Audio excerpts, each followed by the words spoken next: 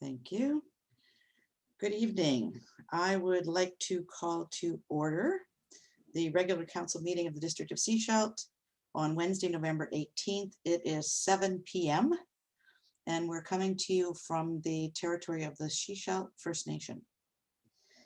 So before we actually get into our formal agenda this evening, I'd like to introduce a couple of new staff members who've joined us. So first, I'll introduce Kern Dillon. He is our new Director of Engineering Services. Welcome, Kern, and I'll let you say a few words.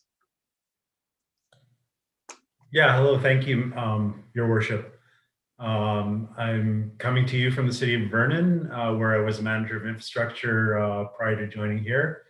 I was born and raised in the Yukon, lived there for most of my childhood and quite a big part of my professional career. So I was in private consulting for 9 years there. And then after that, I went to the government of Yukon for 10 years, doing a lot of municipal infrastructure for unincorporated communities, much in the same way that a regional district would do for unincorporated communities in British Columbia. And after that, I went to Vernon to be the manager of infrastructure there, where I implemented the capital program. Last year, Vernon had its biggest year on record for capital expenditures and programs. So it was quite successful there in getting the program going. So we had nearly 20 million in capital projects built last year. Or another thing in my portfolio there was asset management. So one of the things that my team accomplished last year is we won a Federation of Canadian Municipalities award for asset management. So that was one of the things I worked on there. And then my next challenge is with the District of Sechelt. Very excited to be here. There's a lot on the go. There's a lot of really good people who work here, and I'm really excited to support council and in working to implement their strategic plan for Sechelt. It's an ambitious plan, but I hope to be part of the success story. So very happy to be here. Thank you. Welcome. We're so glad to have you here. And then we have another member, Beverly Smith, who has joined us as the Manager of Financial Services. Beverly, do you want to say a few words? I didn't, go ahead. Okay, fine. So unmute yourself and.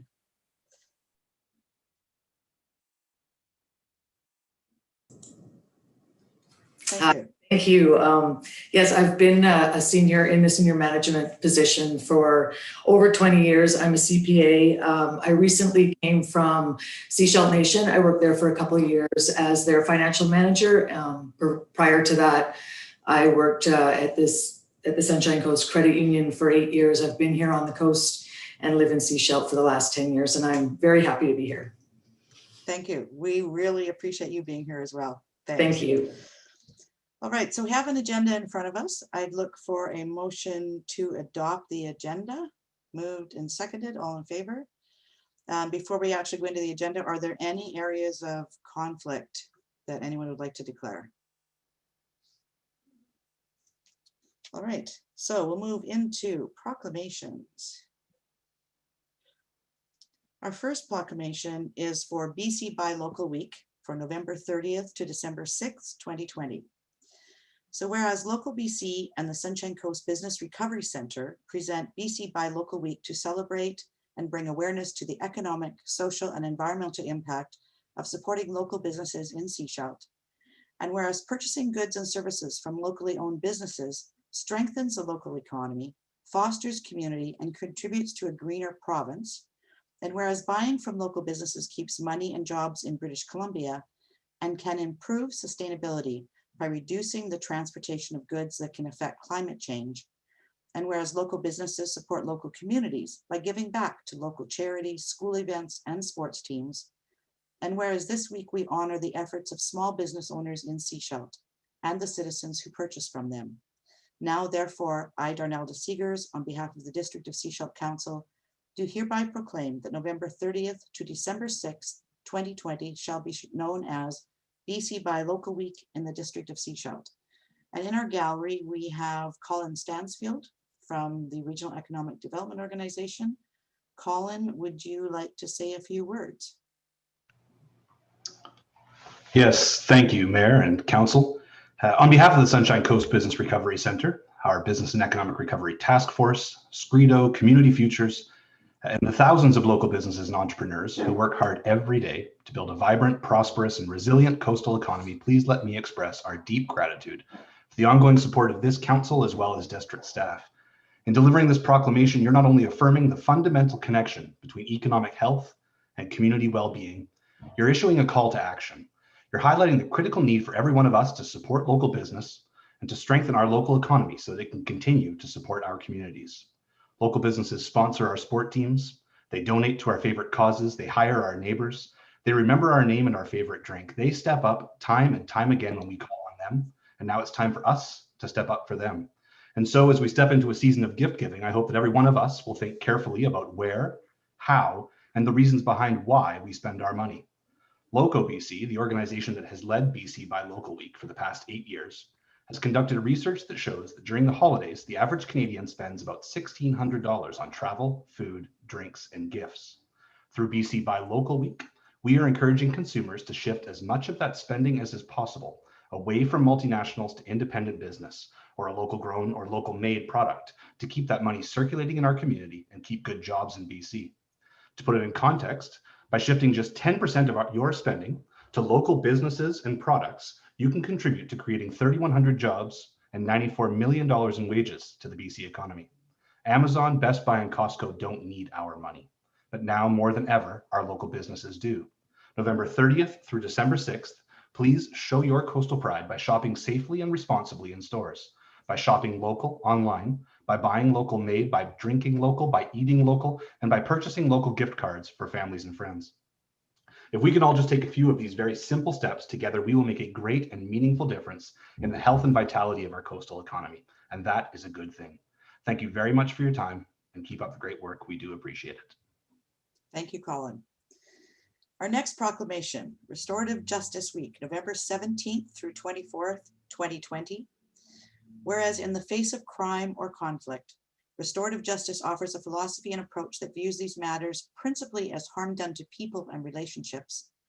And whereas restorative justice is a non-adversarial, non-retributive approach to justice that emphasizes healing in victims, accountability of offenders, and the involvement of citizens in creating healthier, safer communities. And whereas this year's theme for Restorative Justice Week is inspiring innovation, it is an opportunity to learn about restorative justice, educate and celebrate along with other communities across the country during the week. Now, therefore, I, Darnell Seegers, on behalf of the District of Sechelt Council, do hereby proclaim that November 17th through 24th, 2020 shall be known as Restorative Justice Week in the District of Sechelt. And we have Donna Schmerler here to address. Thank you, Donna. I will allow you to talk. If you unmute your mic, we'll be able to hear you. I'd like to have Nancy Denham join me if possible. I think she's in the gallery as well. She's coming in the place of Tamara Forsyth Jacobson. Okay. Thank you. Okay. So good evening. I want to thank you very much for making this proclamation to highlight International Restorative Justice Week. And I also very much want to thank you for your ongoing support of the Restorative Justice Program of the Sunshine Coast. You've been strong supporters for probably 2 decades. So my name is Donna Schmerler, and I am currently the board president for Restorative Justice. And I've been a volunteer facilitator with the program for almost 10 years. This year's symbol for International Restorative Justice Week is the dandelion, that kind of the puffball one.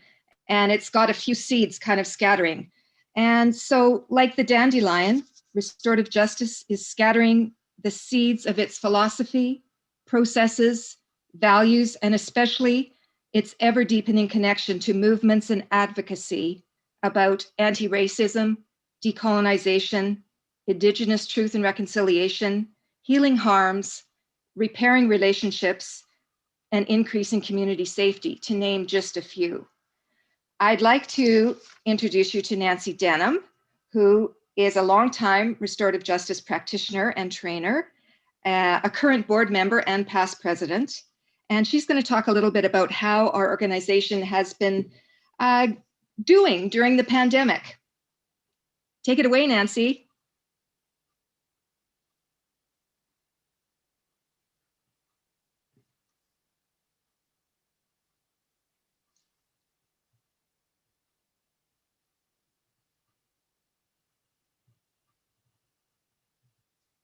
So Nancy, we are unmuted on our end. Have you unmuted on your side?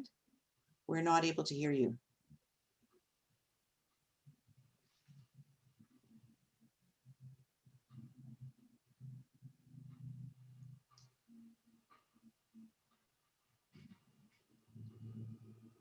Okay, Donna, I'm sorry, but we can't hear Nancy.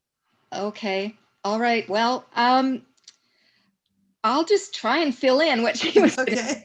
Okay. So we have been carrying on through the pandemic. We've all become more well acquainted with Zoom. Our operations are very much in person. They're very private, confidential. Yeah. So Nancy just said her unmuting's not working. So, but we've learned how to do almost everything. We didn't think it could be done, but we have been learning to do most everything over Zoom, including the files from the RCMP, as well as dealing with community dialogues. And we've been doing a lot of training using Zoom as well. We are going to be launching our new website in December. So I would encourage you all to have a look at that when that happens. And we're also going to be starting a membership drive in the next couple of months to increase our membership. And I would like to invite all interested council members to consider becoming members of the Restorative Justice Association. I'll leave it at that. If there's any questions, I'll take questions. Otherwise, I just want to thank you again. All right, thank you. Any questions from councilors? As you indicated, we have been supporters for many years, so you're not unknown to us. We thank you for everything that you do in our community. It's very worthwhile and much appreciated. Thank you. Thank you. So we'll move on to item 5.1, minutes of the 7 p.m. regular council meeting of November 4th. And I'd like to look for a motion to adopt the minutes. Moved and seconded. Any errors or omissions? All those in favor of adoption? Thank you. And is there any business arising from the minutes?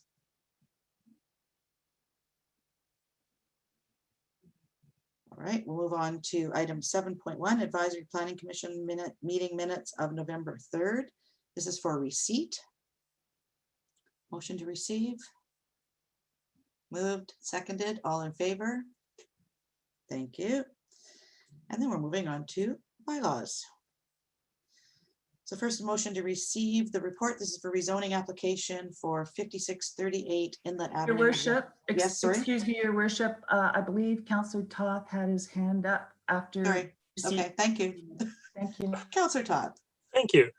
Not normally anything that arises from the APC minutes, but I did want to flag on page 20 of our agenda package, item 5.3, that they did discuss the idea of YouTube streaming. And they do not support the recording and live streaming of APC meetings on YouTube.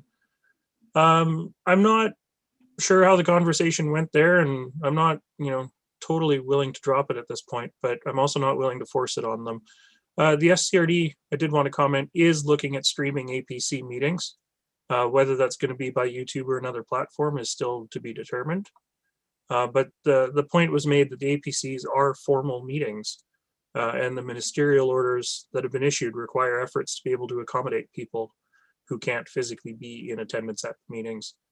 And yeah, I'll be watching this and possibly bringing it back again for some more conversation further down the road. Thank you. We are making them available for people. They can join by Zoom, right? So it's not like we are not allowing people to join. So it is a conversation, and probably our corporate office will be weighing in on that as well. All right, so we'll move on to the bylaws, item 8.1A. This is rezoning application for 5638 Inlet Avenue, zoning amendment bylaw number 25-304 for Sunshine Coast Community Services. Look for a motion to receive the report. Moved and seconded. All in favor? Thank you. And we'll turn this over to Sven. Thank you. Mayor and Council, I'm pleased to present tonight the rezoning application for 5638 Inlet Avenue for Sunshine Coast Community Services.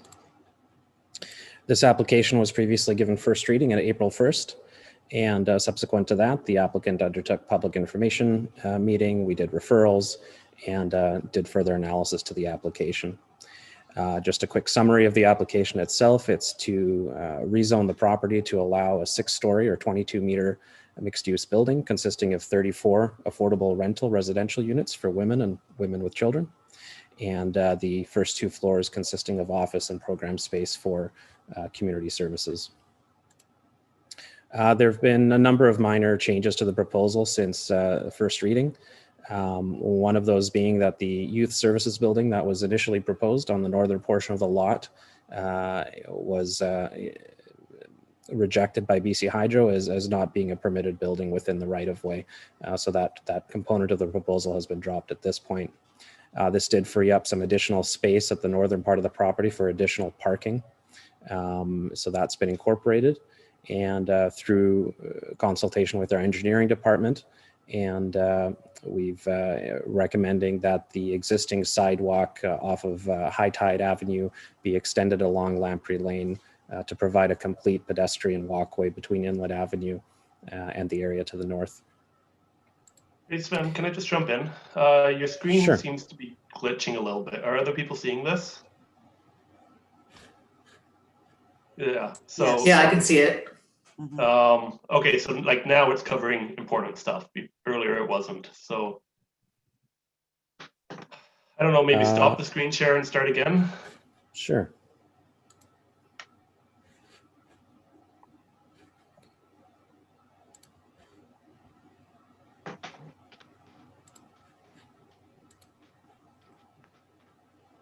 Is that any better, or No, it's still doing that little glitch. is that happening for everyone or just for you? I can see it too. So Yeah, me Okay. too. Thanks, everybody. Let me try one other thing here.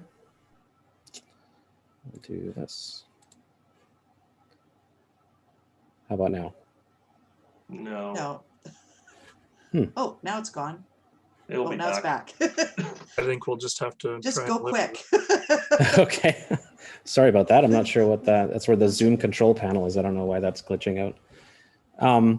Well, I'll try to describe it as best I can. Okay. So there's a number of amendments to the zoning bylaw since it was considered for first reading. One thing we're proposing is that the increase in height be subject to a housing agreement for affordable rental housing. And this just secures the concept of a 6-story building in this location, that it's only being approved in conjunction with a housing agreement at council's discretion. Further parking requirements have been analyzed further, and this was supported with a rationale report provided by the applicant. And we're proposing site-specific parking requirements for the office, admin, and drop-in center of one space per from one space per 35 square meters to one space per 45 square meters. So it's a slight reduction in the amount of parking that would typically be required. But considering the uses of community services, we believe that this would be appropriate for the site. We're also proposing to introduce a parking regulation that would apply broadly. This would be an amendment to our parking regulations applicable to all developments, where only one space per unit would be required for affordable rental housing. This opens up a reduction in parking requirements for specifically for developments that incorporate housing agreements and provide affordable rental housing. This is in line with up-to-date standards in other municipalities, and we typically see much lower parking rates for housing that is rental tenure, and then even lower for affordable rental tenure. So the one space per unit would be appropriate for this site. A number of additional items have been provided by the applicant that were requested by staff to further assess the proposal. That included a transportation impact assessment that was provided by Bunt Engineering. And this assessed the amount of traffic generated by the development, and it was considered to be quite negligible and would not have a significant impact on the surrounding street network. There were no recommendations for further transportation infrastructure beyond the frontage improvements that are included. There are a number of amenities being included in the proposal, including bicycle parking, storage, and as staff have recommended, the inclusion of the pedestrian pathway that would enhance the pedestrian utilization in the area. A parking plan and rationale was also provided to support the reduction from what would be 66 spaces under the current regulations down to 47 parking spaces. This leverages what are shared use provisions within the existing bylaw. This is available to all buildings that have mixed uses that utilize parking at different times of day, residential typically being in the mornings and evenings, and office uses being during the daytime hours. So in this way, these uses can share parking spaces that are assigned.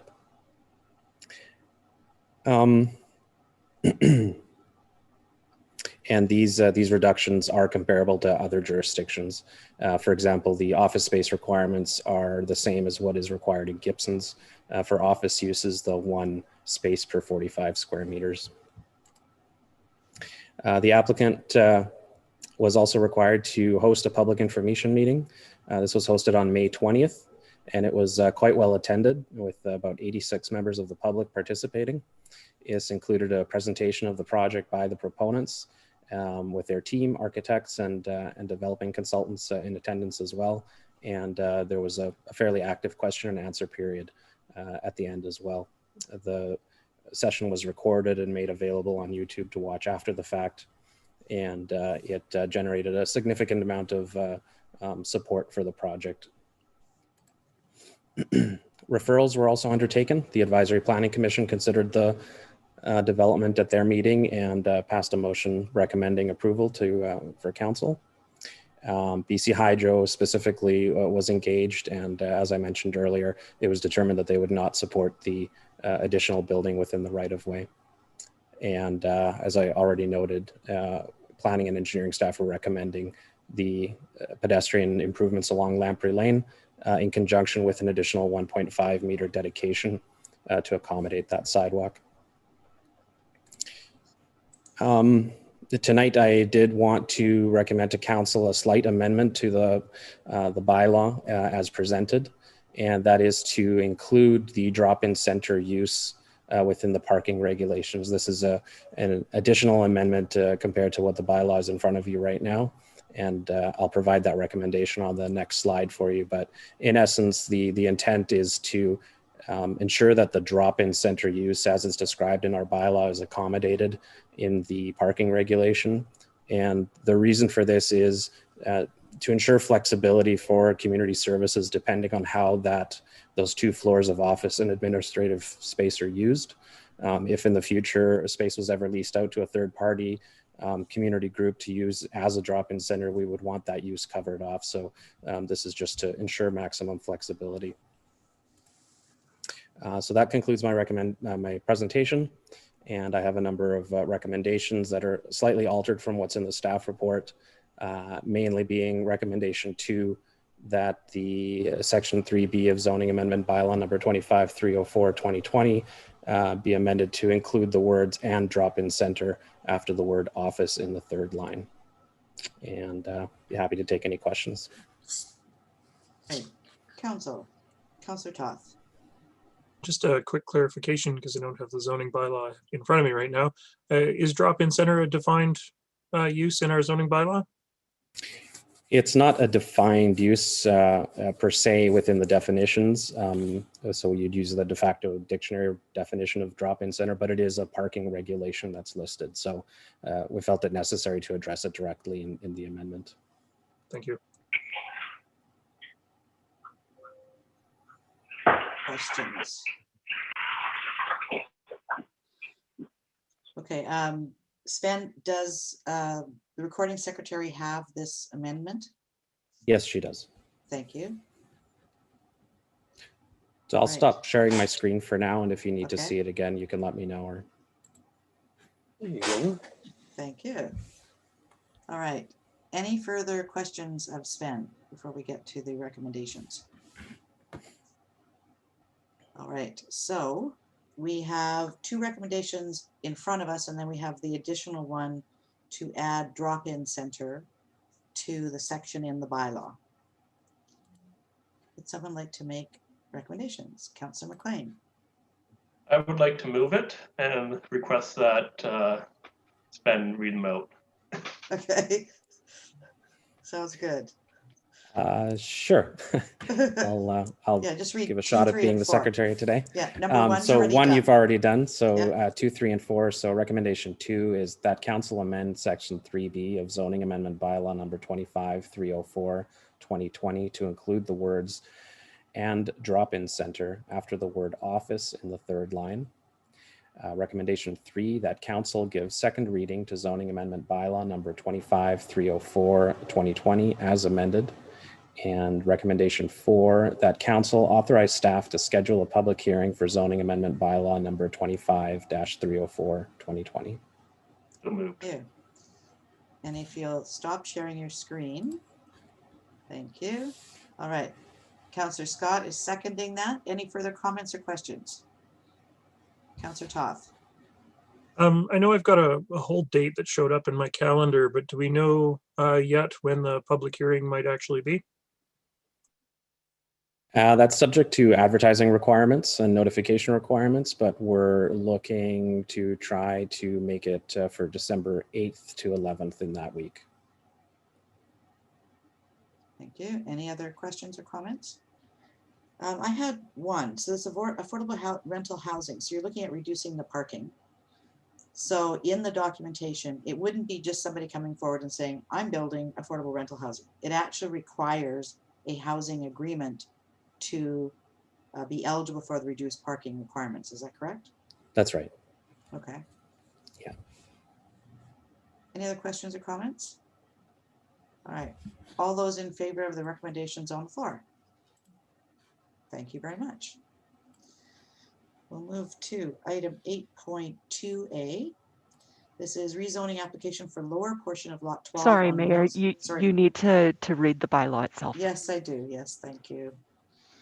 My God, I'm just whipping through things too quickly tonight. All right, so we'll go to 8.1B.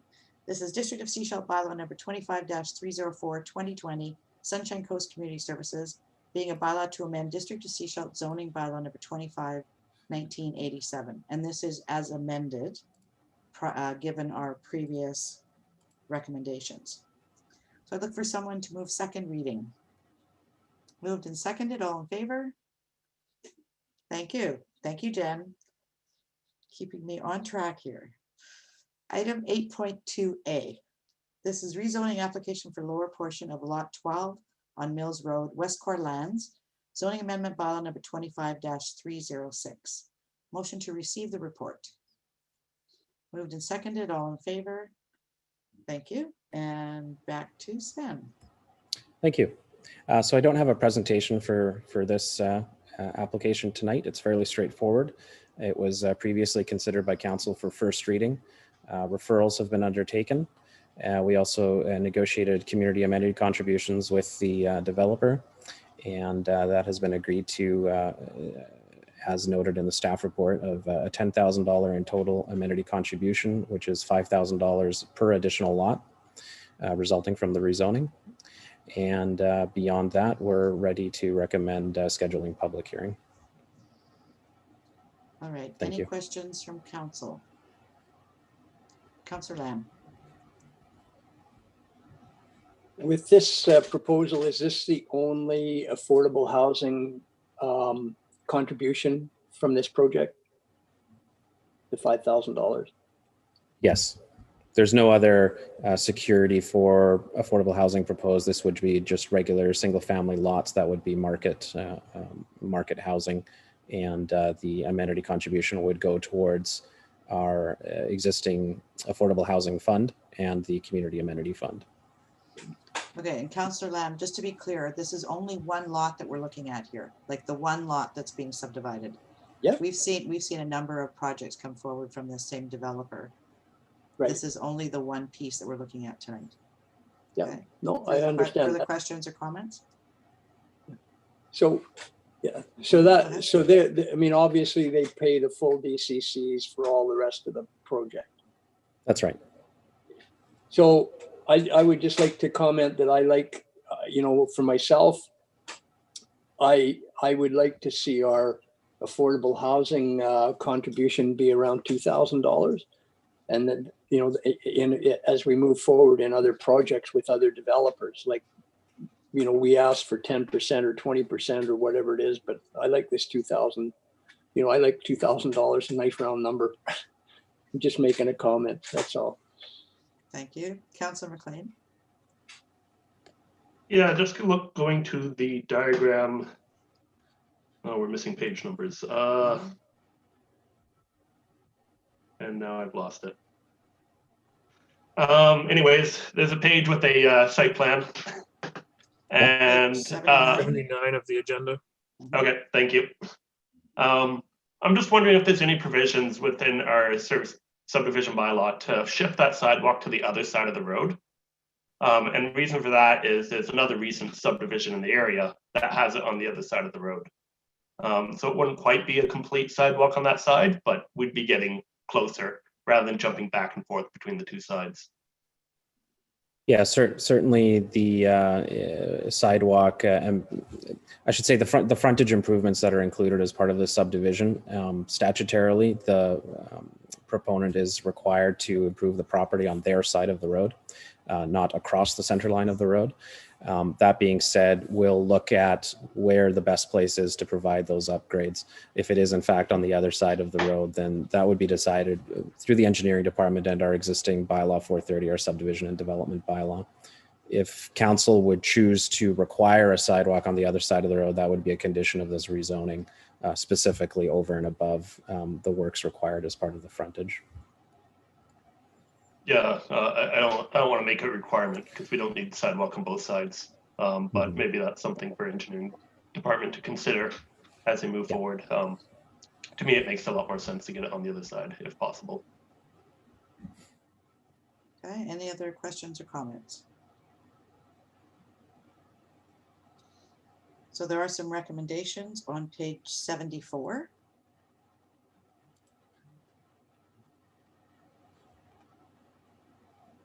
Councillor Todd. I will move recommendation 2 that council give second reading to zoning amendment bylaw 25-306 2020 West Core Lands. Recommendation 3 that council authorize staff to schedule a public hearing for zoning amendment bylaw number 25-306 2020 West Core Lands.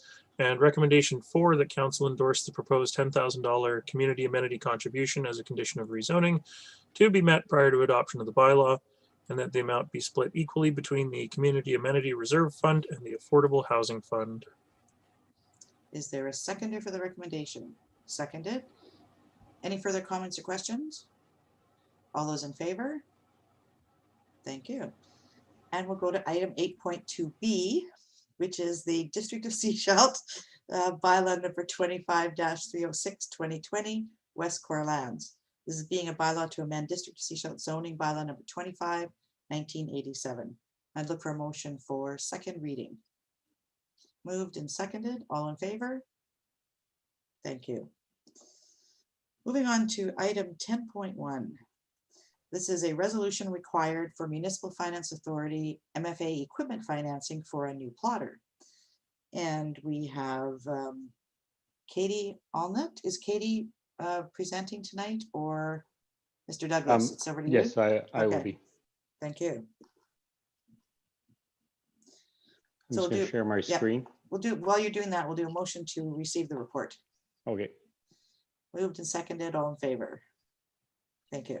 All right, over to you. Thank you. I'll be presenting the report from Katie Allnut.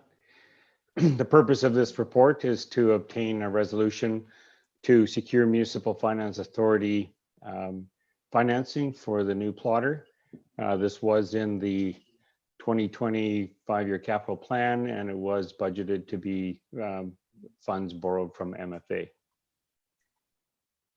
The current municipal plotter was bought in 2010. It is showing its age and has numerous issues and is due to be replaced. Pardon me. With the move to the electronic documents, the current plotter is being used more with increased scanning of larger documents, and the new plotter will have the same capability. The new plotter, we went out and got quotes, and we had 2 quotes, and the new plotter is estimated to cost us $19,527, which is the amount we're looking to borrow. Under Section 175 of the community charter, the municipality is able to borrow these funds, and we're going to do that through the Municipal Finance Authority's Liability Under Agreements program. That program only requires a motion of council. Staff have followed the procurement policy by requesting quotes. And as I said earlier, we received 2 quotes, and one was over the budget and one was under. Included in the report is a table showing how much we're borrowing, how much the interest would be that we'll be paying, and the total cost of the plotter to us. And my last slide is a recommendation. Thank you. Thank you. Any questions from council? I have one. Okay, I'll come to you, Councilor Lamb, in a second. Just one question on the resolution. I think I know the answer, but I'm going to ask you this. It says at the end of it, it says, you know, we want to borrow this basically. It's subject to Section 175 with no right of renewal. What does that mean? So this loan is for 5 years, and if we were to borrow anything longer than 5 years, we would have to go to either a referendum or alternative approval process. So we have no options to extend this at any way beyond the 5 years. Okay. So we cannot renew. We can't go 5 years out. It'll be paid in 5 years, but we would have no right to renew it for a further 2, 3, 4 year term. Okay, thank you. Councilor Lamb. I'm just, what happens to the old plotter? Does it get sold or does it get refurbished or? Yeah, the old plotter will be either will be sold or sold back to the manufacturer or put up for another municipality maybe, but. Yeah. So does that become a trade-in then, sort of thing, or has that been negotiated into? Well, in this case, we're not trading this one in at this point. I don't think it was a different manufacturer, so they wouldn't take it. So we will we'll have to work on disposing it. Then just the other thing, you said this plotter is approximately 10 years old? Yes. Yeah, and so do we look at leasing? I'm sure you guys are very thorough about with what you do there, but have you looked at leasing as options or? On certain assets, we do. The plotter has a longer life term. A Xerox copier or a copy machine, we would probably look at more of a lease option there, where they have a shorter lifetime expectancy. Their life expectancy is 5 or 6 years, and the plotter is longer than that. Excellent. Yep. Thank you. Yeah. So the recommendation, Councillor Toth.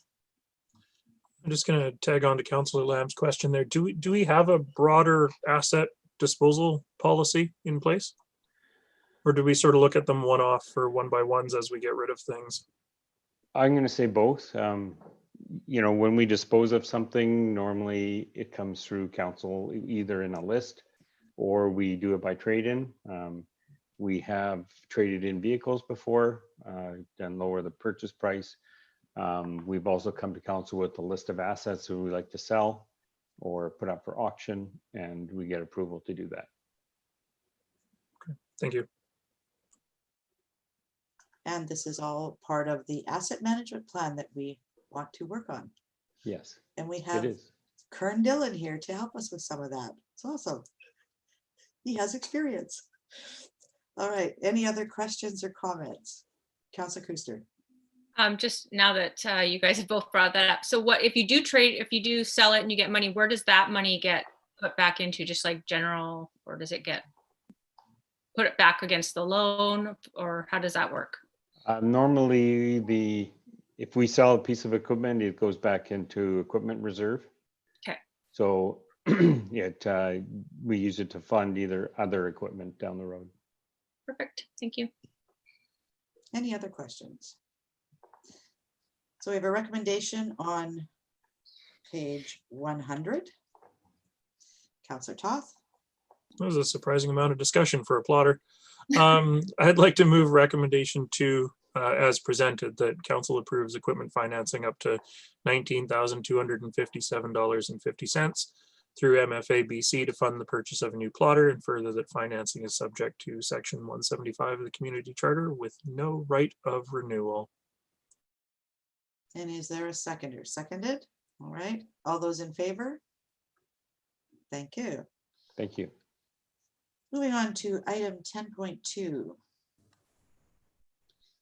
This is a request for a decision for Suncoast Racket Club, landlord approval of mortgage application.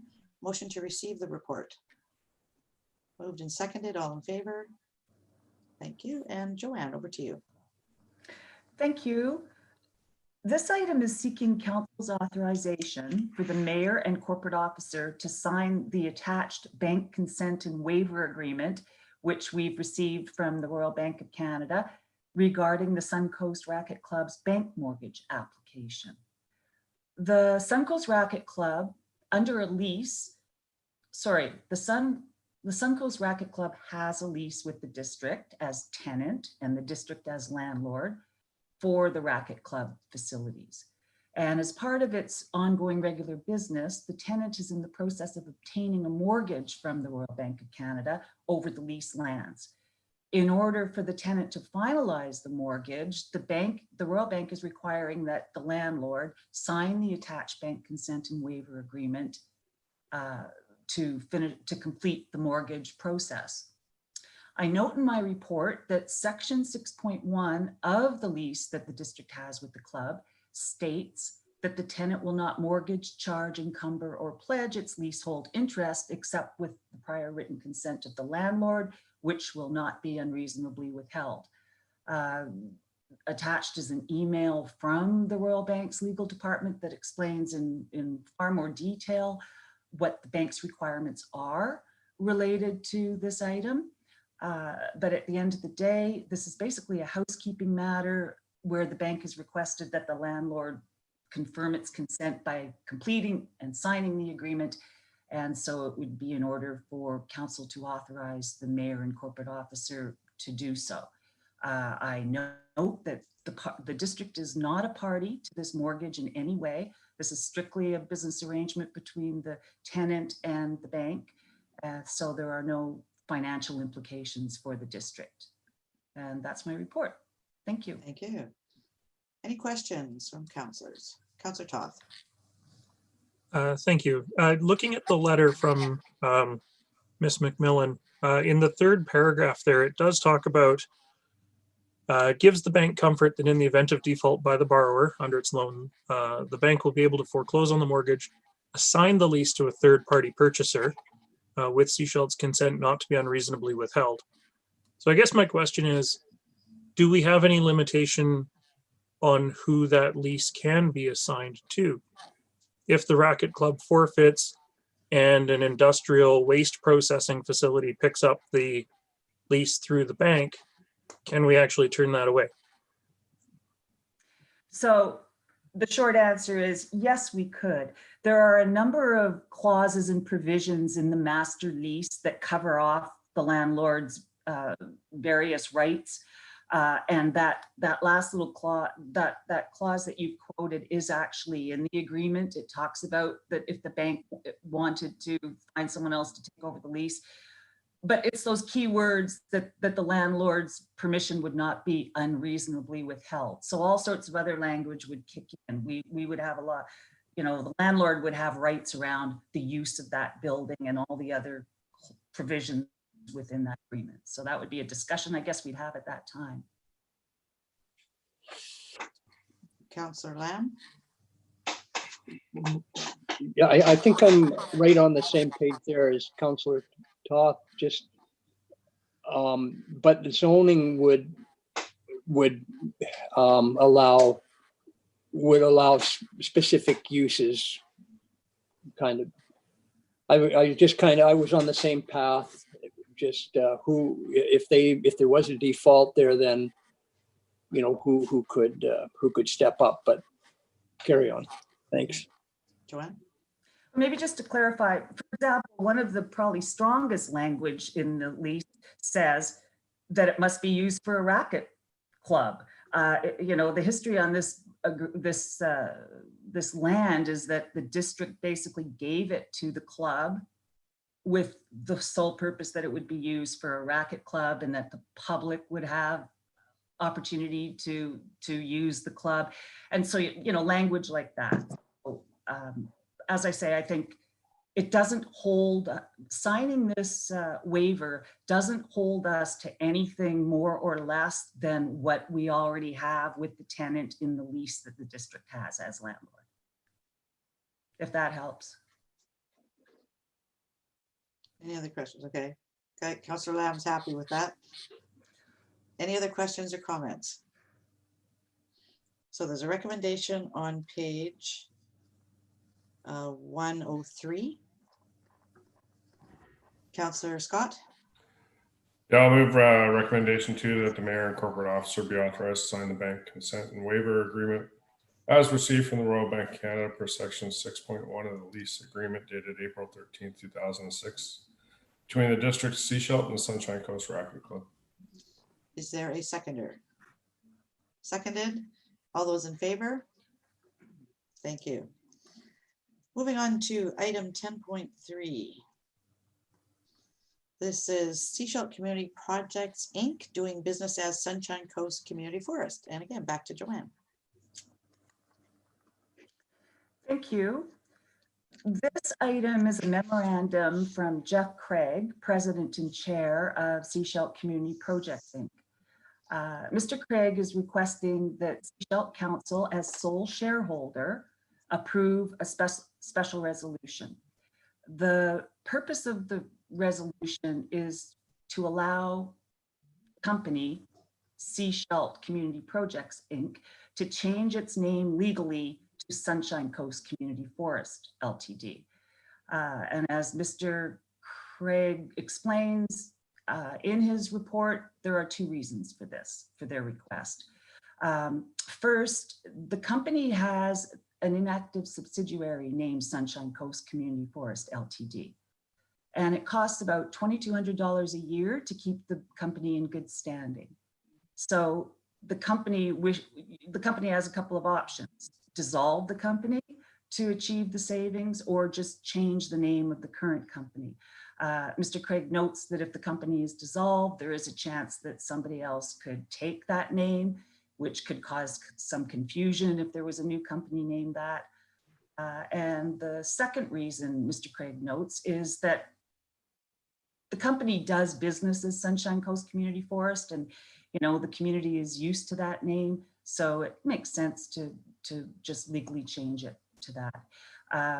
The special resolution is attached to Mr. Craig's memorandum and is there for council as sole shareholders consideration of adopting.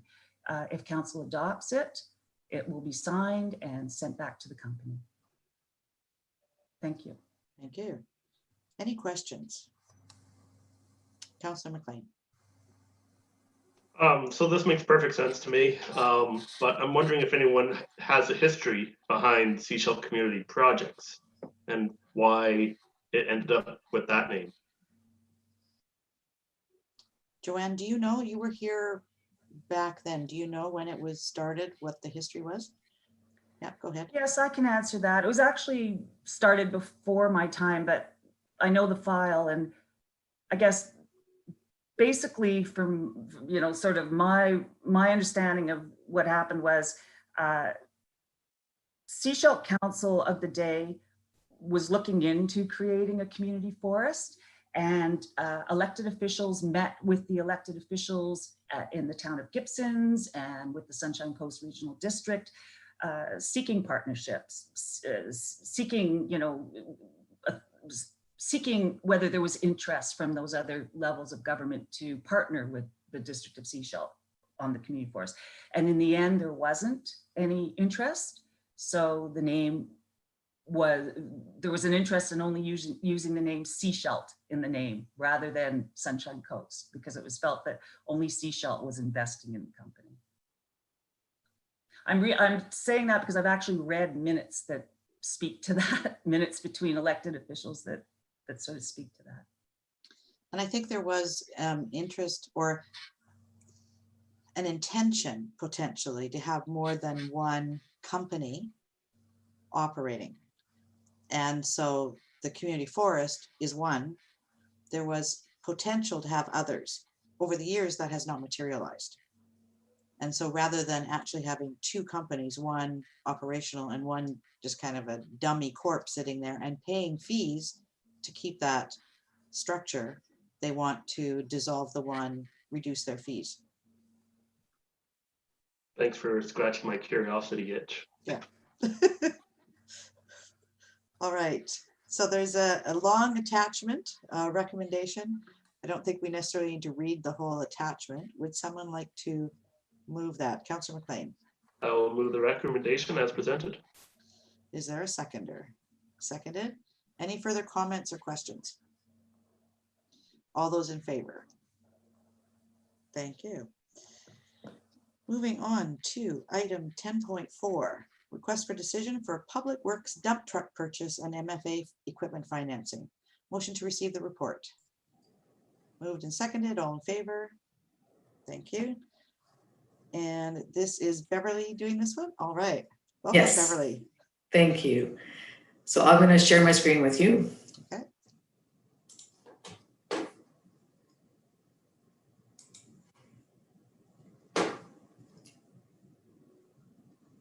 Can you actually see that, or maybe? Yes, we can. Okay, great.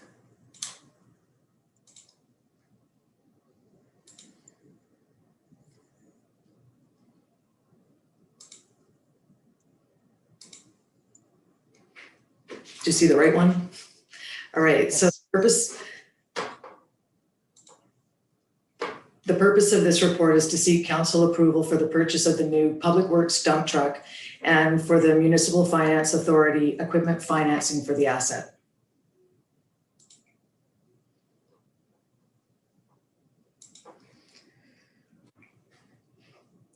Back in September, a request for a quote was issued for a new public works truck with 9 proposals received.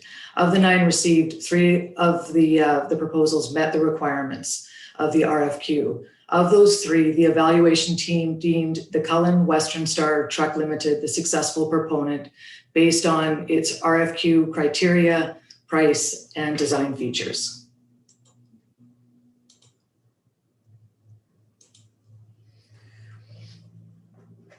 Total delivery cost of the Cummins L9 model 4700SF is $214,181.84 plus GST. And just to note, the GST is recoverable. The district would like to borrow the funds under Section 175 of the Community Charter from the Municipal Finance Authority through their liability under agreements. The loan for the Cullen Western Star dump truck in the amount of $214,181.84 would have a 5-year term with an interest rate of 122 basis points. The loan summary, starting with $214,181.84 with an annual interest rate of 1.2188 rounded to 1.22. 5-year period. The loan will start in December with the first payment actually happening in January of 2021. Monthly payments are $3,681.38 over a period of 60 periods, which is 5 years. Total interest is $6,700.84 for the term of the loan, with a total cost of $220,882.68 for the loan. the recommendation that council approves the purchase of the approves the purchase contract with Cullen Western Star in the amount of $214,181.84 plus GST, and approve the equipment finance in the same amount through the Municipal Finance Authority of BC, subject to section 175 of the Community Charter. Thank you. Thank you.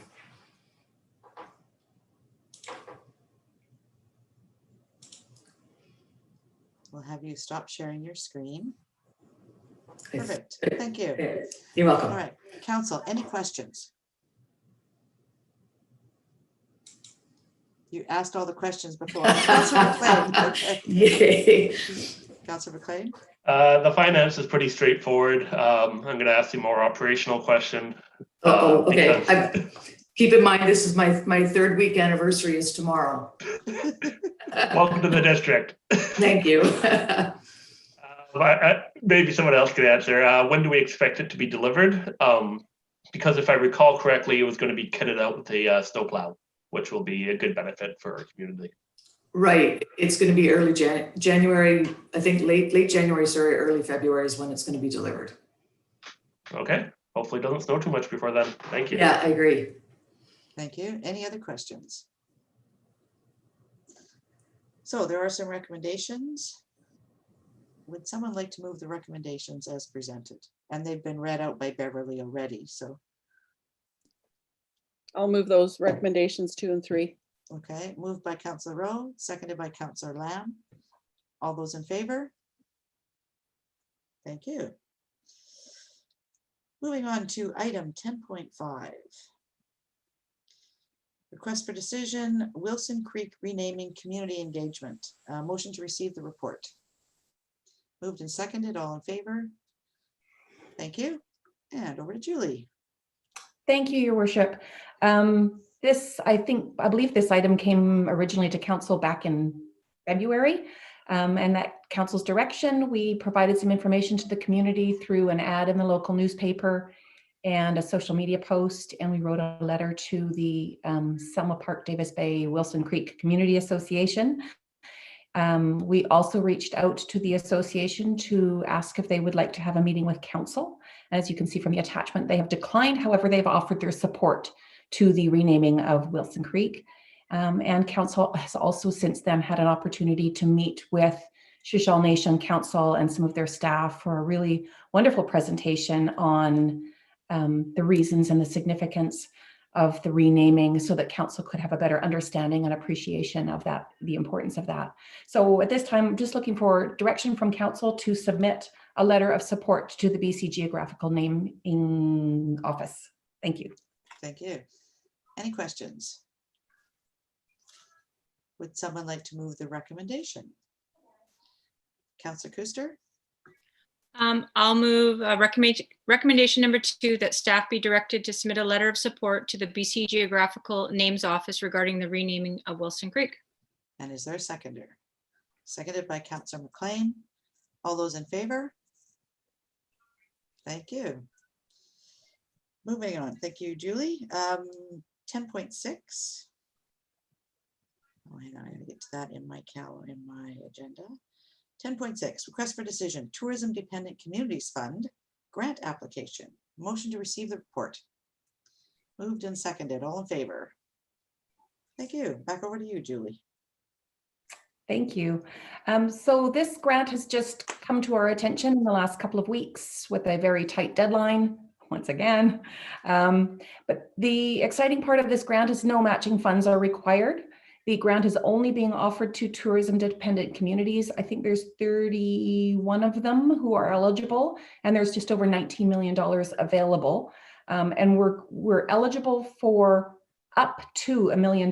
So if some of those communities don't want anything, then we could get $1 million worth of projects completed. So we've put together a list in order of priority, because that's what the grant application is asked for, is, you know, ask for as much as you want, but put them in order so that if they've only got a little bit of money to give us, even if everybody applies, then we'll get the top one, or maybe the top 2, or maybe the top 5. So what I'm looking for from council at this time is based on what staff have come up with, what that would be ready to go next year, we would be able to accomplish in the next 2 years, but start before the end of next year. These are the projects we've identified, and this is the order that we've put them in. And wondering if council agrees with that, or if you'd like to shuffle the order a little bit, add anything, remove anything. It is up to you. All right, who wants to weigh in? Councillor Rowe. Hey, Julie, I'm just curious, what sort of timelines are there with this grant? Sort of what I'm getting at is, do the projects have to be completed by a certain date? And through that lens, can we do that? Or is it unlimited, or is there no timeline to it?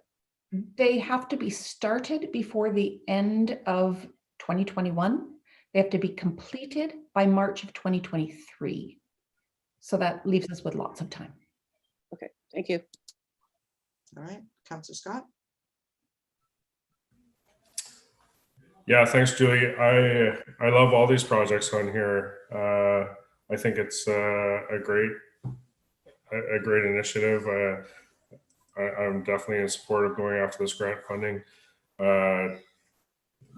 I don't know how many people have asked me about getting a community sandy dump going, and I see it on number 4 on the list, but it's almost should be maybe bumped a little higher. But I think we're in good standing to get a fair amount of money for this. So I look forward to seeing some of these projects done for sure. All right. Anybody else? Councillor McLean. So I'd like to second Councillor Scott's comment about the sandy dump. I would like to see it moved up to number 1.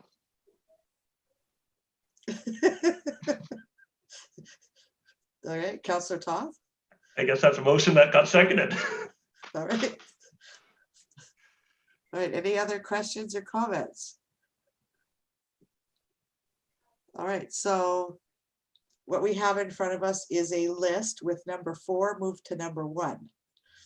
And then everything else following behind that. Councillor Todd. Yeah, thank you. I just had a quick question. What's the turnaround on, like, when do we expect to hear back on what we're receiving funding for from this list? That's always a little bit up in the air, but we do hope to hear early next year. Okay. I like the sound of number 7, those Stormwatch cameras, and for the price, I'm hoping they don't get forgotten if we don't get them as part of the grant. I'd like to see them come forward regardless in 2021. Those would be cool. Yeah, just a little background on this grant, the funding. It actually was announced prior to the election, like literally the Friday before they called the election. So they announced that this would be coming, but then the election came in there, so no work was done on that. Now that the government is back in, they're looking at moving this forward as quickly as possible. So, you know, timelines, as we've noted, through all of the COVID money and things that are coming out, very quick turnarounds, but this was even shorter because of the election in the middle of that. Councillor McLean. One thing I noticed that's missing from the list is a potential new visitor center. I'm wondering if staff considered that when putting together the list. That was the top of my list, but not having a place to put it, I can't ask for money to build it. Yeah, so essentially we need to do more work before we can get it on the list, is Yeah, what I'm hearing. It's just not quite ready. Yeah. That makes sense. If I could add, and maybe the corporate officer can help me a little bit, the Sani dump is certainly a lot easier project than a visitor information center. We don't need a whole plan around it, but we do need a location for it. So it is on the list because it is a priority. But if council makes a motion directing me to make it number 1, and before the grant application is submitted, we realize it's just not something we can make happen, will I need to come back and ask for another motion telling me it doesn't need to be number 1 anymore? I'm just worried that if you make it number 1 and I have to remove it, that I won't be able to. Councillor Scott. I think it's far enough up the list that it'll be encompassed in something there, so I'm fine to leave it at number 4. But I think the message is there that to staff that we definitely need to move forward with a solution there. Okay, so do we have a motion on the floor? Councillor McLean, you made a motion to move it up to number 1, and Councillor Toth seconded that. Okay, so if we want to leave the motion or the list as is, we'd actually need to defeat the motion, but I think we're still going to be sending a message to staff, even if the motion gets defeated. Councillor or Joanne. Your worship, at this point, and considering what the item is, you could also withdraw it. Like if the mover and second is willing to withdraw the motion, you could do that rather than vote and defeat it. Okay. Councillor McLean. I may have missed something, but I don't see the need to do that. Perhaps, if I may ask your worship, could Jennifer please read back exactly what we have on the floor? The sound warped for me and I missed some of it. Do we have, Jen, could you please read it back?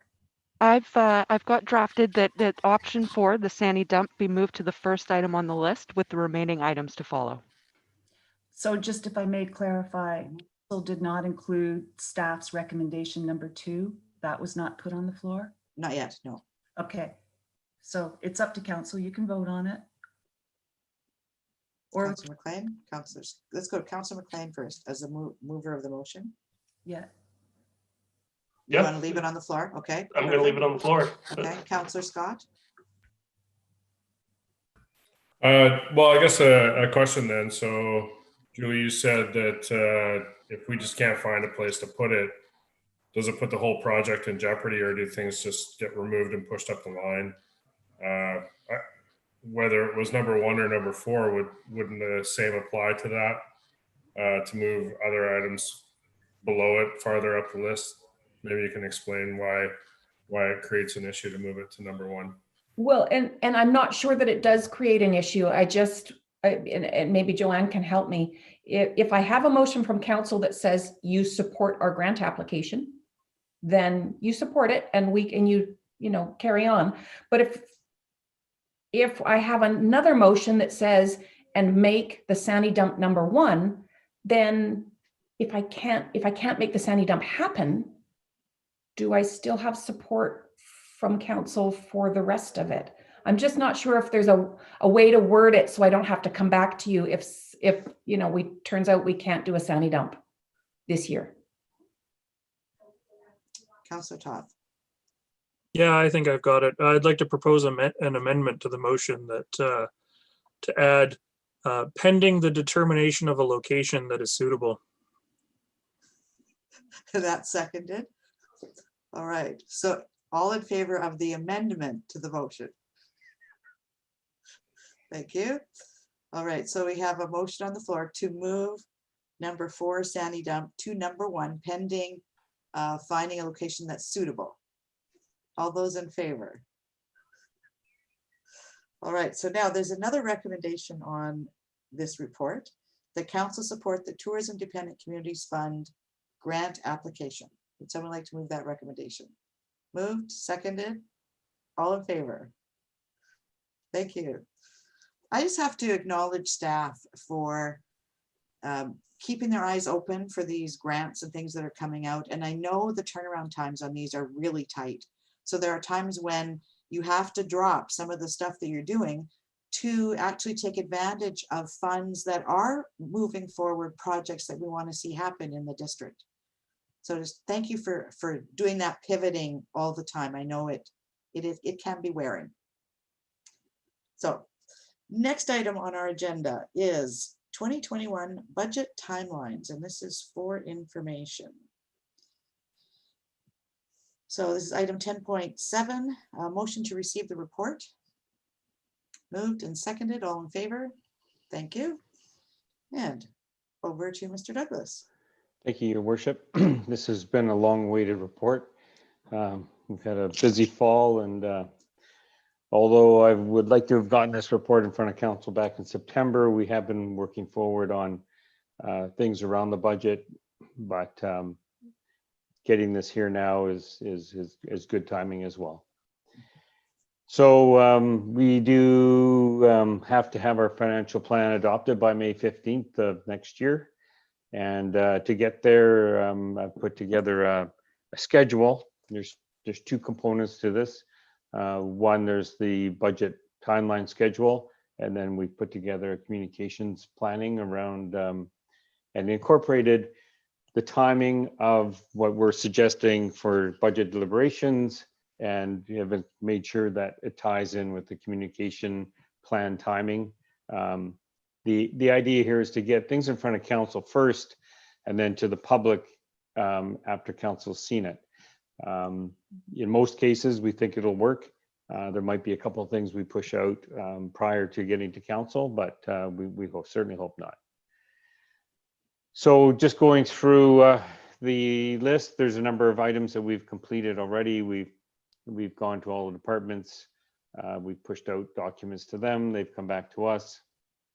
We put together a budget, new ongoing or one-time budget items. Just it says complete. I'm waiting on a couple more documents to come in, and then it's ready to go. The sewer operating budget is 95% complete, so we're pretty much ready to go there with council. The senior management team have met with the community associations via Zoom, and one community association provided their information digitally. The operating budget, we're continuing along doing that one. We're probably about 80 to 85% complete there, getting ready to come to council or committee of the whole. And the capital list has been completed, and I'll be just going through that final review later this week with our accountant.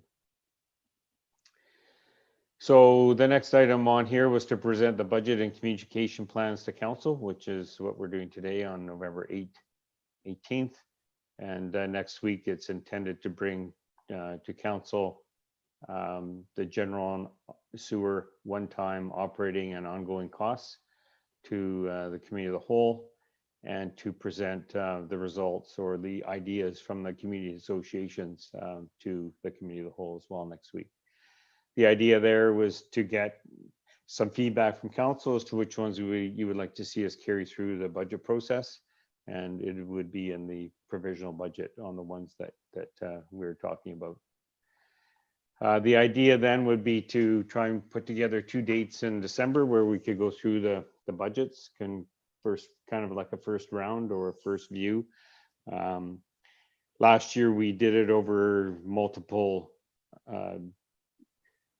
committee of the whole meetings. I'm not so sure it was most effective. It's sometimes it's hard to remember from one meeting, 2 weeks later, another meeting, to all the things that were discussed in the previous meeting. So we are hoping to have to try and put together 2 dates that are close to each other in December, and we would have the departments present their budgets.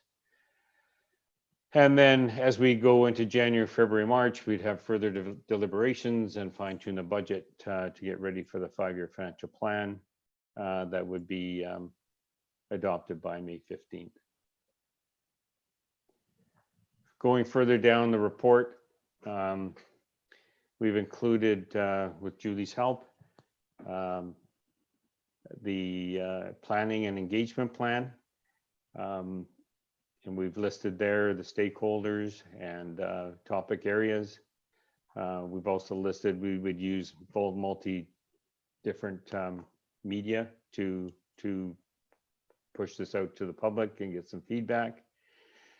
And but the idea here is to try and break it down for the public, and we're going to have a web page on our design for budget, and have an interactive part to that.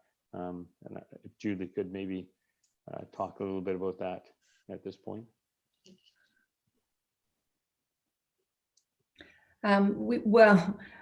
We were hoping to do an interactive sort of discussion forum on the website. Unfortunately, we don't actually have that capability, but we will be putting out information through social media and the media, and we will have information on the website. And then we will encourage conversations through on the social media platforms. We're still hoping to come up with something that could work on the website where people can post comments. I'm not sure that we can do that without, great expense and trying to fix a website that's on its last legs. But certainly we've got at least 3 months of community engagement and information sharing with the community. The plan that we've put forward is a little bit of a fluid list. We don't want to be tied to, well, we have to talk about, parks on this date. If we're having a really good conversation about capital projects and we think we need to dig deeper on something, we'll spend an extra week on it, do some more social media posts, maybe create another survey. So we want to just be able to address things as we learn from the community what they're excited about. Then we can do more engagement on those items as well. So this is a starting plan, but we'll see what the community says about it and go from there. Thank you. All right, thank you. Any comments or questions from council? Councilor McLean. So I'm really liking the look of this communication plan. I think it's a big step up from what we've done in the past. And what interests me in particular is the survey. So what kind of questions are we looking at asking within that? I have not drafted questions for the surveys yet. Some of them might be no more than 3 questions. Some of them might be more in depth. The surveys for specific subject areas, I want to go back to the staff who work in those departments. So, what are some of the questions that you get asked frequently? What are some of the pushbacks that you get from the community? What things do you think the community wants to have more say in, so that we can get a sense of the questions from them, but also as council, if there are areas that where you have questions that you would like answered, let me know and we can add those into the surveys as well. We just want to be cautious that we're not asking questions that we're not prepared to act on. We're not going to say, how would you feel like if we cut taxes in half? We can't afford to do that. It's not going to be a question, right? So we just want to be really cautious that the questions that we ask are things that we can actually take action on. Perfect. I think we'll be in touch. Good. Councillor Toth. Thank you. Thinking about, I see the app mentioned in here a couple times. So that's the District of Sechelt Citizens app that most of the time just reminds me of when garbage and recycling is. Does that app allow for a fairly flexible, are you able to do any interactive elements through that app, or is it purely a notification delivering service? My intent is to use the app. Occasionally you'll get a reminder in the app, hey, don't forget, you can't put plastic bags in your recycling bin. So your little extra reminder could be, don't forget, we're talking about budget, go to our website, or go to the home screen on your app. I'm able to add to the home screen on your app a link that will go to our budget page, or will go directly to a survey. So I can add a link in the app. So on garbage day, you get a reminder, it's garbage day tomorrow. Don't forget, you can take a survey by going to your home screen and clicking right in this app. And that way it's easier for them. So we'll be able to utilize it in that way. Thank you. Other questions or comments? Councillor McLean. I'm going to switch over to Dave now. So I understand the general idea of having kind of 2-day session in December.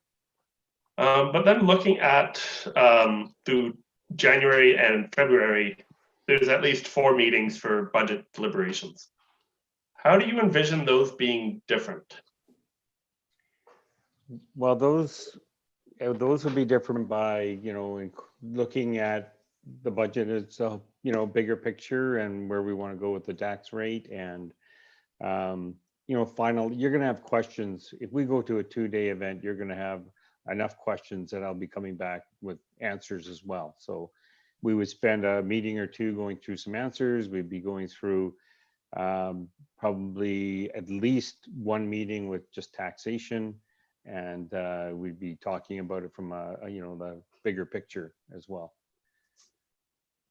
Okay, thank you. The global perspective, Mhm. Remember, we got the general operating fund and the sewer, so we wouldn't bring them both big conversations from both at one meeting. We'd have one at one meeting and one at the next meeting, right? So those meetings, I think, they'll be fairly full, I believe. And I think this year is going to be an opportunity to evaluate, see what works, see what doesn't work, refine it, and basically put a structure in place that we could then use to build on for next year. And it's coming out of finance and going into communications, which means we're going to have different eyes on it, right? So Dave will put his finance stuff out and Julie will say, what does that mean? So we're going to have a different look at that, which will then put stuff out to the community. Some of the questions that we had initially we came, right? We'd have these budgets presented to us and we'd have no idea what some of this stuff was, or we just get bogged down in it. That's Julie's role, to make sure that what we put out, people actually can understand. And there'll be some fine tuning to happen there. So I'm happy to see this moving forward. I look forward to seeing the sparks fly when you guys have conversations. All right, any other questions or comments? All right, we'll move on to item 10.8. Thank you.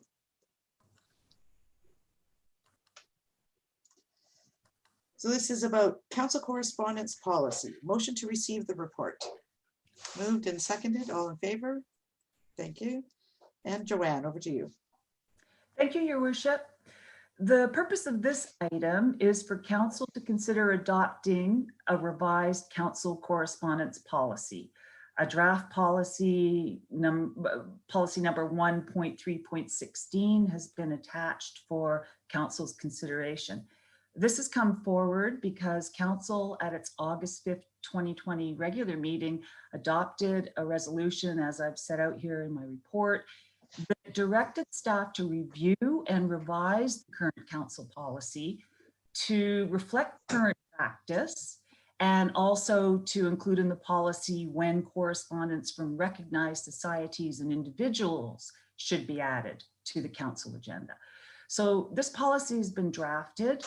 It outlines the current procedures that we follow regarding how we consider and itemize what correspondence goes on the agenda under the council correspondence section, and what correspondence we choose to not place on the agenda, but rather distribute to council through their email packages.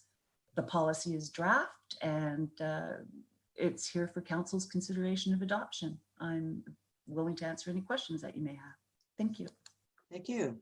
Council, questions, comments? Councilor McLean. Yeah, I just want to thank staff for putting this together. This document is crystal clear. I think it really lays out expectations for what will happen when the public rates us, which I think is really valuable. And I also hope that it will clean up kind of our back end process and match current practices to what we're actually doing. So you nailed it. This is exactly what I was looking for when I brought this forward. So thank you. Thank you. Anybody else? So Councilor McLean, would you like to make a recommendation? I would like to move that recommendation 2, that revised council correspondence policy 1.3.16 be adopted as presented.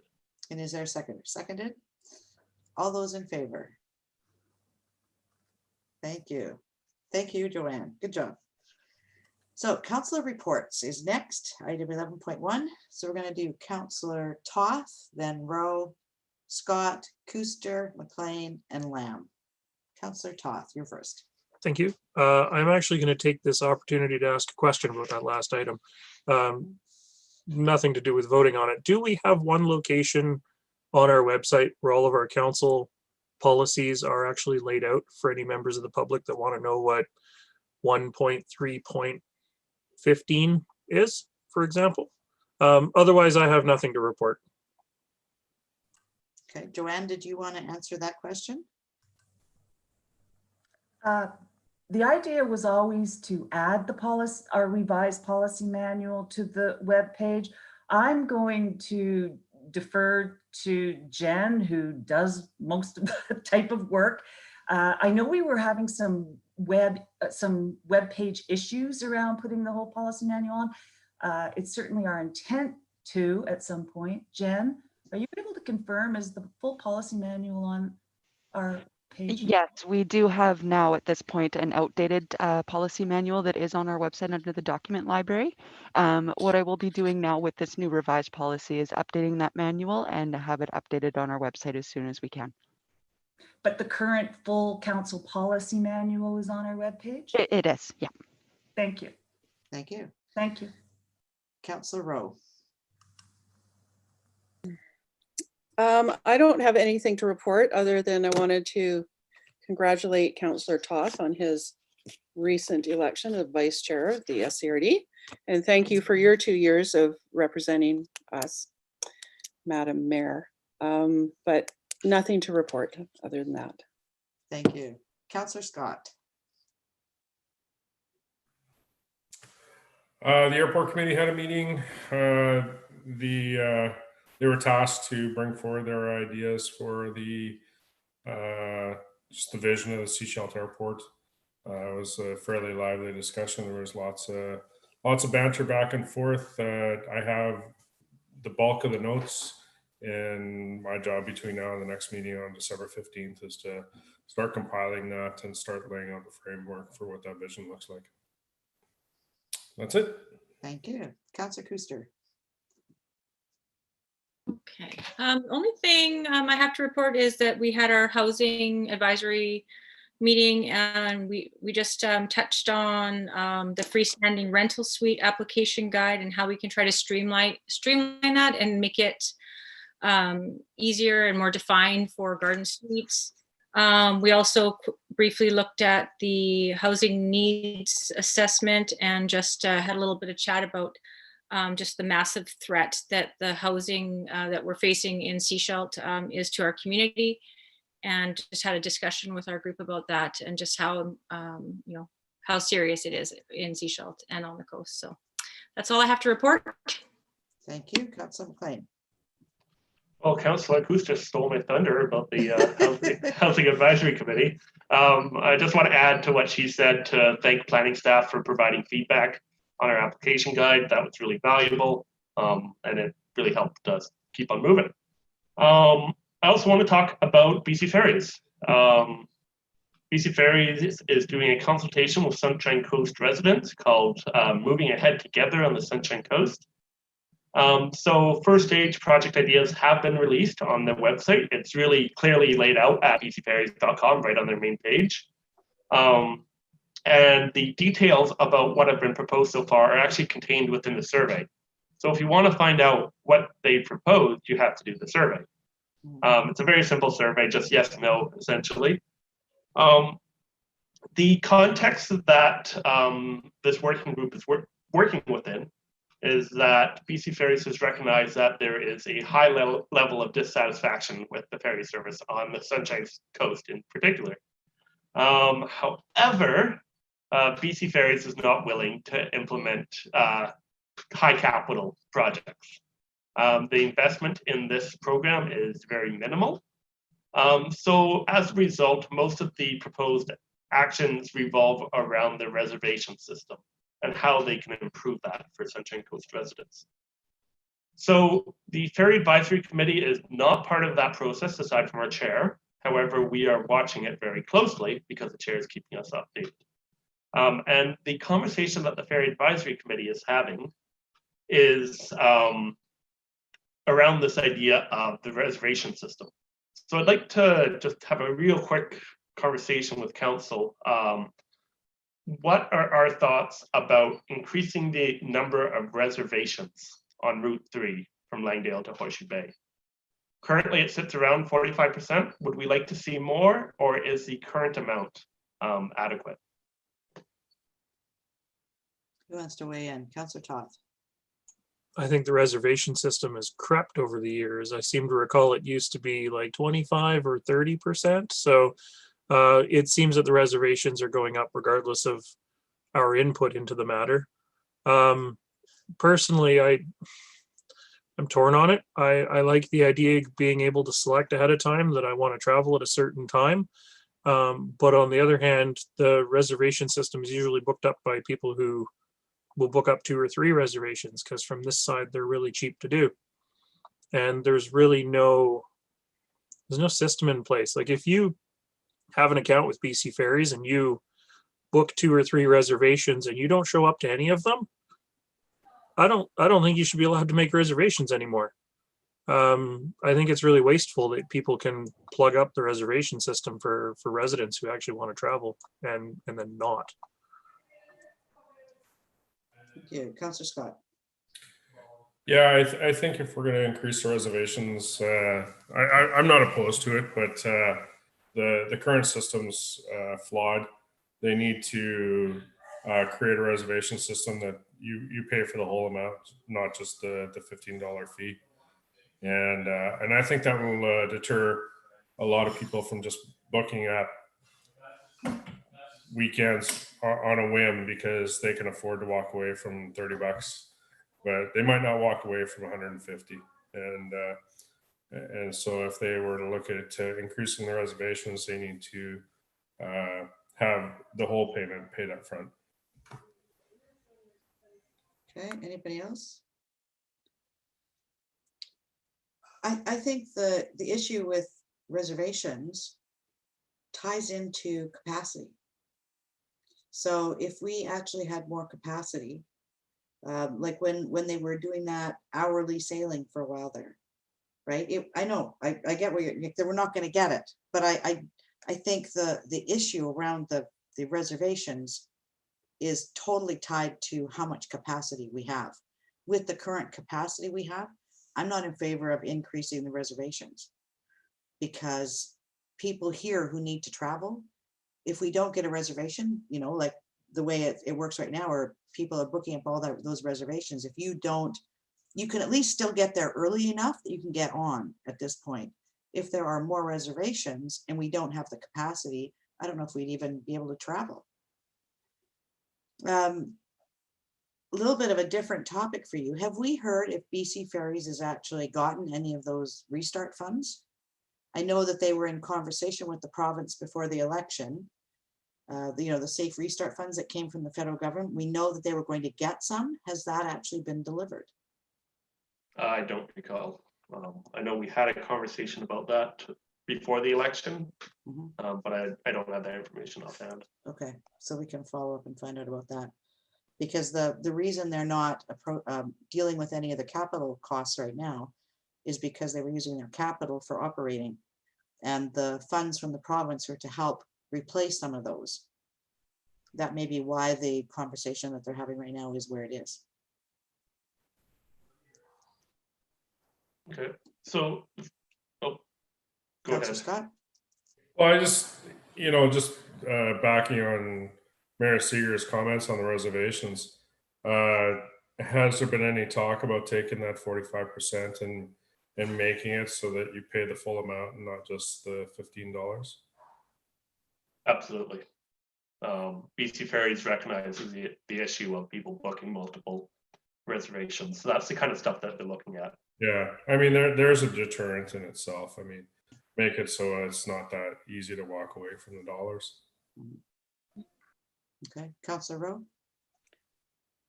I concur. I'm with Eric on that one. My question was, is that where it stands right now? 45% is the limit for reservations? Yeah. I can't give you a solid answer to that. Because it's kind of a sliding can't scale. give us a solid answer to that. Yeah. And yeah, I'm not really in favor of increasing that too much. And I do think that paying for it would help manage the abusers of the system. I still want to know that I can get up. I need to go to Vancouver tomorrow, that I can get up and manage my time to get on a ferry. So I don't really see raising that or wanting to have that percentage too much higher than it is. Okay, Councillor Kuster. Yeah, I actually agree. I like the idea of pre-paying for the whole fare, because that will deter those people that go and just like book for everything. And I'm with Brenda too. If I have a last minute change of plans and I want to be able to go, I want to know that I can get off the ferry and get back on if I need to, and that the reservations aren't going to be full. So I think, I'm happy to keep it where it's at, but look at the paying for the full amount as well. Councillor Lamb, did you want to weigh in? No, I think the reservation limit right now, if we had more capacity, then it would be great to raise the reservations, but it's tough right now. And it's, right now, even they're going into this, they don't want people to travel. I mean, it's just going to impact the income for the BC Ferries system again. How do we move ahead? How do we get more capacity when your income dries up? Anyway. Okay, so I think we have heard everything. I brought this up just to essentially include it in my feedback that I'm providing to the Ferry Advisory Committee and the BC Ferries directly.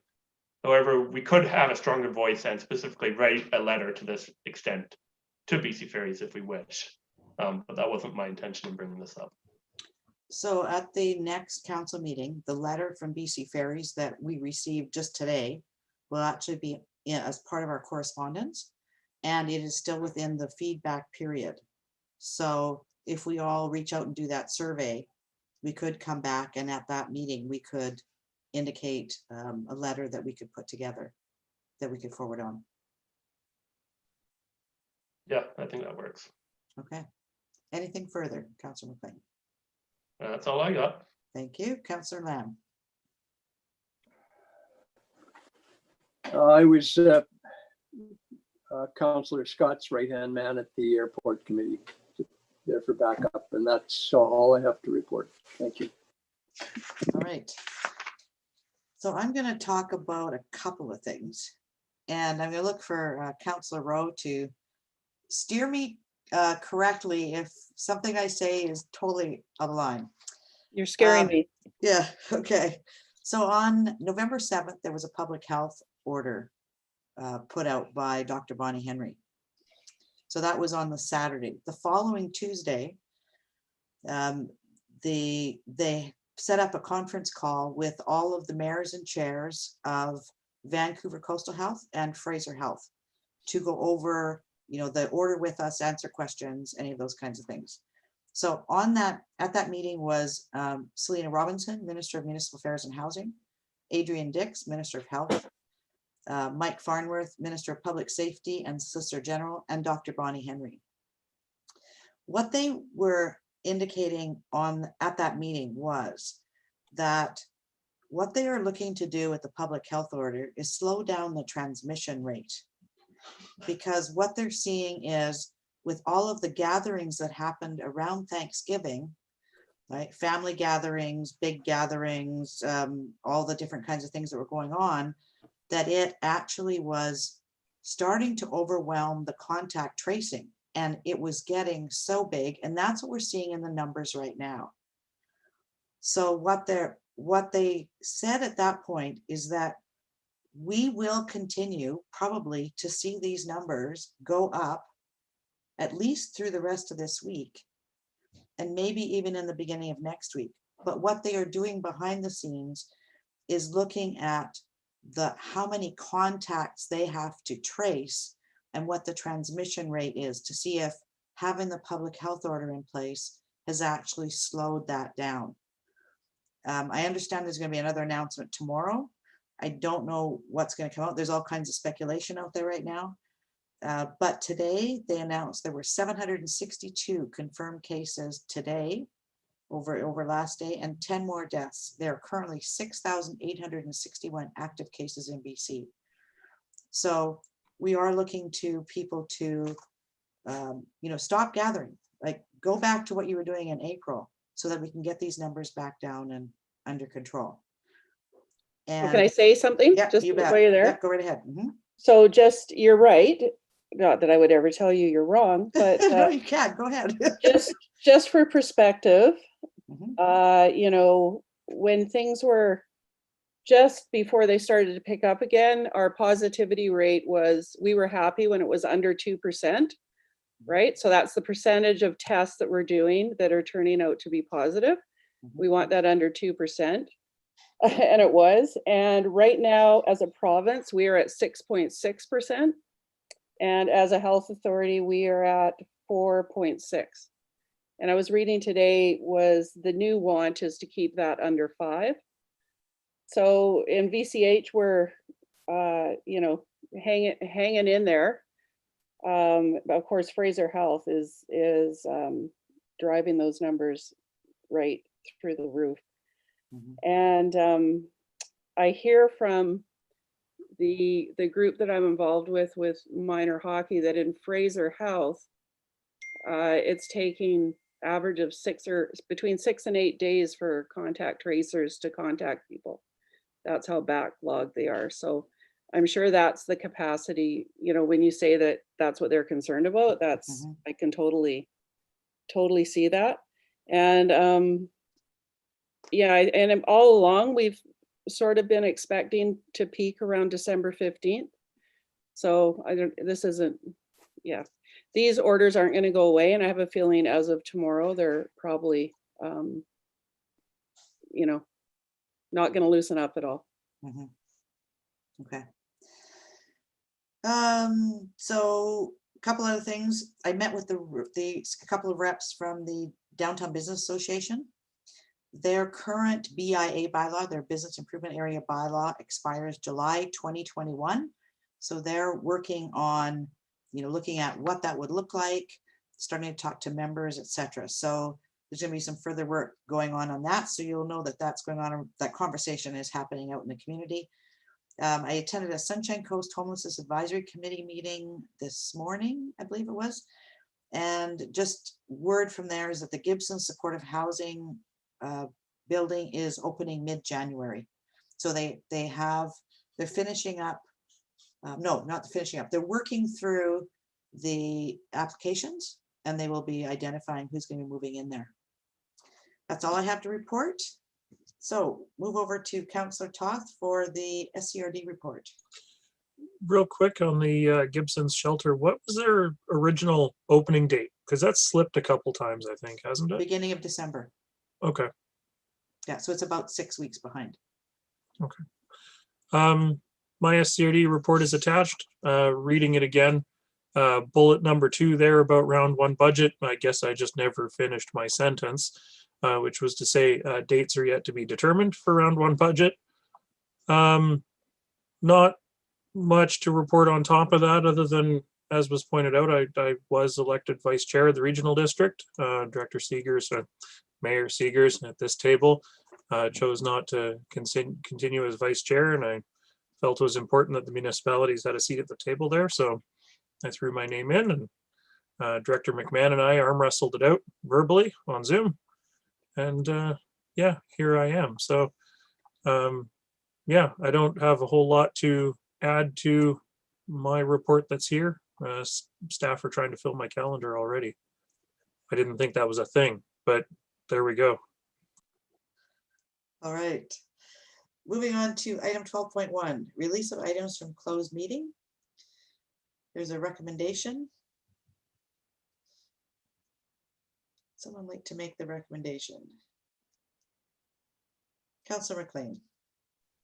I'll move recommendation 1 that the report from the corporate officer regarding release of a resolution from the October 14th, 2020 closed council meeting be received. Further, that the following council resolution be confirmed in an open meeting.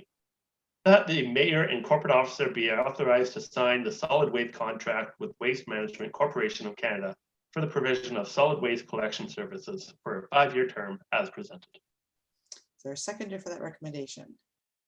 Seconded. All those in favor? Thank you. And then council correspondence. Motion to receive the correspondence. Moved and seconded. All in favor? Thank you. And then item 1 is in here for information and item 2 for action.